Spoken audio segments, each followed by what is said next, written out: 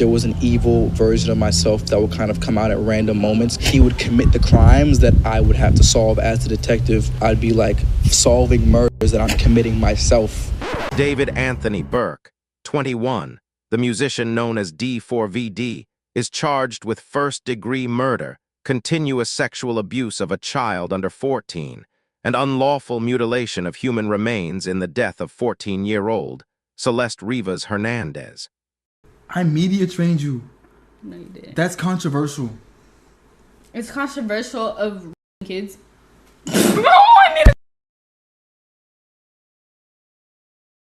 Really good. Okay, It's been a good one. Bye. Bye, guys. Mwah, mwah, mwah, mwah, mwah. Oh my! Delete everything. Delete everything. Everything goes.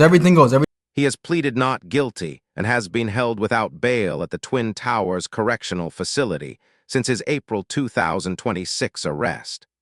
Celeste's dismembered remains were found on September 8, 2025, in the front trunk of a Tesla registered to Burke, after a Hollywood tow yard reported an odor from the vehicle. Authorities believe she was killed on or around April 23, 2025. The preliminary hearing before Los Angeles County Superior Court Judge Charlene F. Almedo ran across 4 days the week of July 21 and continued into the following Monday. As of this writing, the judge had not yet ruled on whether Burke will be bound over for trial. His lead attorney, Blair Burke, has said Burke is not responsible for Celeste's death. District Attorney Nathan Hochman has said his office has not yet decided whether to seek the death penalty. Day 4. The text messages the fourth day of the hearing shifted from forensic evidence to the digital record of the relationship itself, and it went to the child sexual abuse charge rather than the murder count. LAPD Detective Corey Farrell testified, reading from text messages recovered from Burke's iCloud account. According to his testimony, the two began communicating when Celeste was 11 and Burke was 16.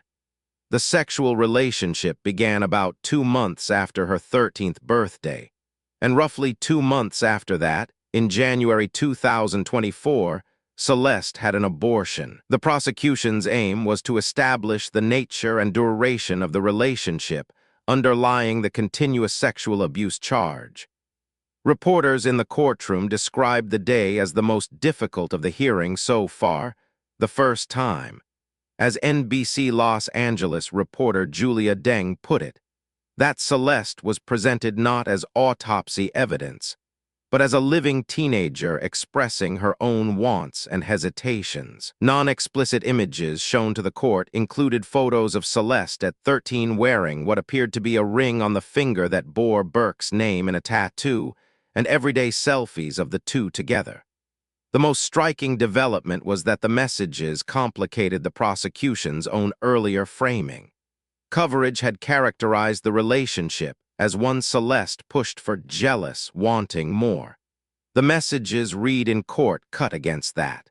By the reporter's account, Burke was frequently the one initiating, raising, moving in together, marriage and children.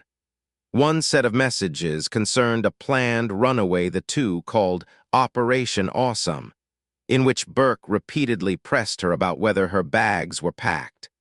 The planned date was mid-February 2024, around the time she first left her family's home in Lake Elsinore. A separate message from March 2025, weeks before her death, showed Celeste taking the more detached position, saying she was fine staying friends but did not want to continue the relationship, without a label. Throughout the sexual abuse testimony, the age gap is the fixed point. She was 13 across most of these exchanges, barely 14 by the end. Good afternoon. My name is Nathan Hochman. I'm the Los Angeles County District Attorney. Today starts the day of the preliminary hearing of David Anthony Burke, the singer David, spelled D4vd. This preliminary hearing will last approximately 3 to 5 days, at which point we will be seeking to hold David to answer for 3 felony counts of which he has been charged. First-degree murder with special circumstances, the count of lewd and lascivious acts with a 13-year-old, and the count of mutilation of human remains. David will be facing a maximum punishment of life without the possibility of parole, or he is also death penalty eligible. The decision on whether or not to seek the death penalty has not been made at this point. The point of a preliminary hearing is somewhat different than you actually perceive in the media, whether it's TV or the movies. Because what often happens in TV or the movies is you go from an immediate arrest into a trial. But in our system, and in California in particular, you have an intermediate step. That intermediate step is a preliminary hearing where effectively the prosecution's evidence is going to be tested before a judge, not a jury. The standard that we have to meet is not beyond a reasonable doubt at the preliminary hearing stage.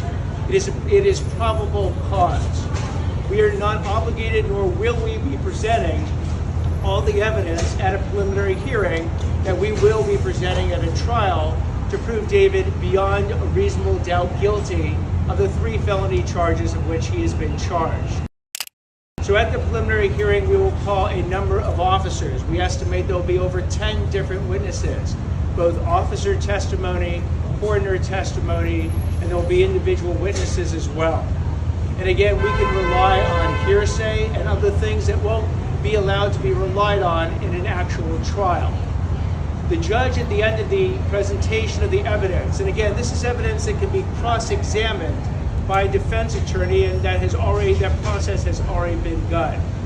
At the end of the presentation of all this evidence, the question will be, will David be held to answer on the 3 felony charges? We believe we will more than accomplish the evidentiary burden of probable cause at this point to hold David to answer on these 3 felony charges. At that point, if the judge does hold him to answer, we will file an information that will detail the actual 3 criminal charges. Thereafter, there will be a trial date that will be set, and David, if he so chooses, will proceed to trial. And we will prove at that point, beyond a reasonable doubt, that David committed these 3 crimes. And we do not predict when he is convicted, we will then be seeking the sentence that we are allowed to seek by order of law, and we will let you know in a future date whether or not that sentence will also include the death penalty. So I wanted to take this opportunity as we're starting this preliminary hearing process to explain where the preliminary hearing fits in the process so people can understand as we are presenting evidence and it is being cross-examined what ultimately the standard is for the judge to determine, and that's probable cause, not beyond a reasonable doubt. It is a judge that is doing this determination, not a jury at this point, and that there will subsequently be a trial when the judge holds David to answer. The text message timeline sharpened the significance of body camera footage from early 2024. When deputies came looking for Celeste after she was reported missing, Burke was casual and cooperative, and gave the impression he barely knew her, even as, per the messages, the relationship was ongoing and serious. In separate testimony about a different encounter, L.A. County Sheriff's Deputy Juan Gonzalez described Burke as extremely cooperative, Now David would show up to allowing a court search on of the Monday, house that April turned up 20th, no sign and maintain of his Celeste. innocence, pleading. Prosecutors used the contrast to argue Burke misled investigators. Detective Farrell also testified to sexually explicit images allegedly found on Burke's phone. Consistent with how the mainstream outlets covered this, the substance here is limited to what matters legally.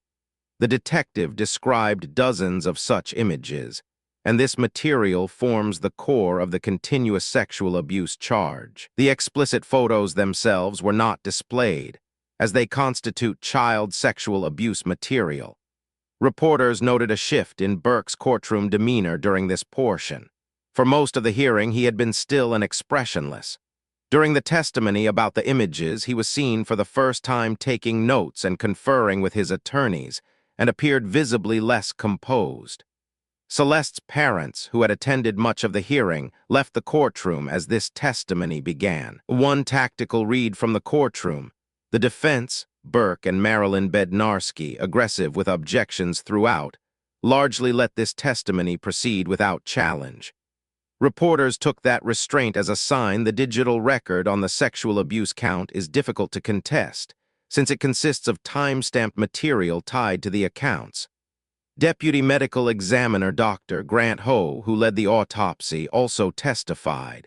The core finding, released months earlier, is that the manner of death was homicide and the cause was multiple sharp force injuries to the upper body. 2 wounds, one associated with liver damage, one on the left flank associated with rib and diaphragm damage. What decomposition prevented the autopsy from establishing is narrower but important. The specific weapon or tool, which wound came first, the interval between them, and how long Celeste survived. Dr. Ho was careful to qualify each point. At one moment he noted that a rib disruption could have been consistent with something like a gunshot, then explicitly returned to the record to clarify he was not suggesting she was shot, only illustrating that the decomposed remains left certain questions open. On timing, he testified he could not fix the date of death. He said she had been dead at least weeks, and when asked whether it could have been 4 to 5 months, answered potentially. Under cross-examination, Bednarski pressed those gaps hard, and at one point raised whether the wounds could have been self-inflicted. Dr. Ho testified that, given the state of the remains, he could not definitively rule it out. Reporters present described the courtroom reaction as skeptical. Several observers regarded the suggestion as implausible. The defense also probed Dr. Ho's experience. He testified to roughly 500 autopsies, though relatively few involving both decomposition and dismemberment, and the fact that he was a fellow assisted by a trainee at the time. By the reporter's assessment, he held up well and would likely be a steady witness at trial. The legal stakes of the weapon question are real. One special circumstance allegation is that Burke personally used a sharp instrument.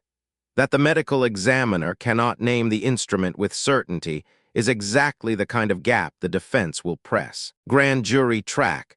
Newly released court documents identify Burke as the target of a parallel grand jury murder investigation. No indictment has been returned. Burke's Texas-based family was summoned to testify and is fighting the California summons. An appeals court set a 10-day deadline for the trial judge to respond to their challenge.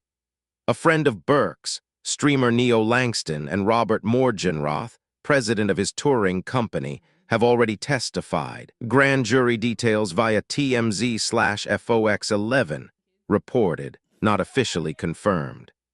The alias. A homicide detective, Joshua Byers, testified Burke used the alias Travian Davis to order a body bag, chainsaws, an inflatable pool, and a shovel online in the days after the death.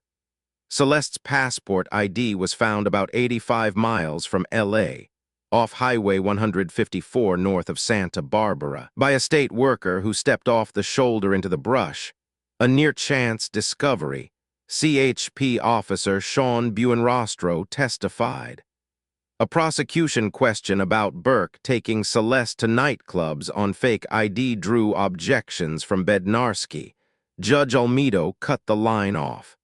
The DA has still not decided on the death penalty. Circumstance being that this murder was committed for financial gain. As the evidence will show in court, the financial gain was for Mr. Burke to maintain his very lucrative musical career that Celeste was threatening on that particular night. The third charge, in addition to lying in wait and for financial gain, is murdering a witness to an investigation. In this particular case, as the evidence will come out in court, the witness to the investigation was Celeste. And the investigation was into the lewd and lascivious sexual acts committed by Mr. Burke that is the subject of count 2 of this complaint with Celeste while she was under 14